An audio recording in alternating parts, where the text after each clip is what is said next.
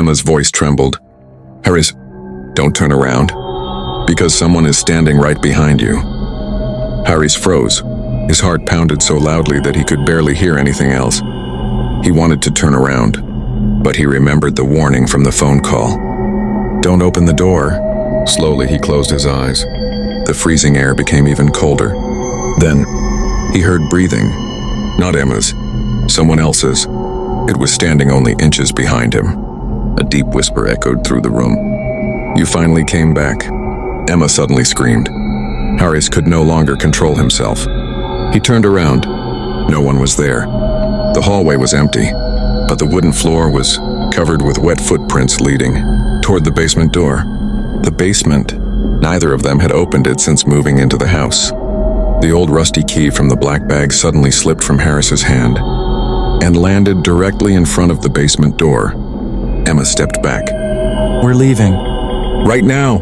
Harris grabbed the door handle. It still wouldn't open. The only way left was downstairs.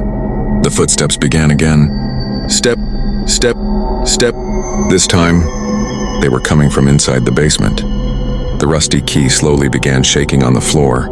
Then, without anyone touching it, it slid into the basement lock. Click! The door opened by itself. A terrible smell rushed out. Emma covered her mouth. The basement was completely dark. Only a single light bulb swung from the ceiling. Harry switched on his phone's flashlight. The narrow staircase seemed to disappear into endless darkness. As they reached the bottom, they found hundreds of old photographs hanging from the walls. Every family who had ever lived in the house was there. Each photograph had one thing in common. Behind every smiling family, the same shadow stood watching. Emma suddenly stopped. She pointed at the last photograph. It had today's date. The picture showed Horace and Emma standing in the basement, exactly where they were now. Horace whispered, "Who took this?" Suddenly, the light bulb exploded. Darkness swallowed everything. A little girl's voice echoed through the basement. "Help me!" Emma followed the voice. At the end of the room sat an old wooden box. Inside it was a dusty diary. Harris opened it. The first page read, "If you're reading this, it's already too late." The diary belonged to the landlord's missing daughter. It revealed a terrifying secret. Years ago, she had discovered something living beneath the house.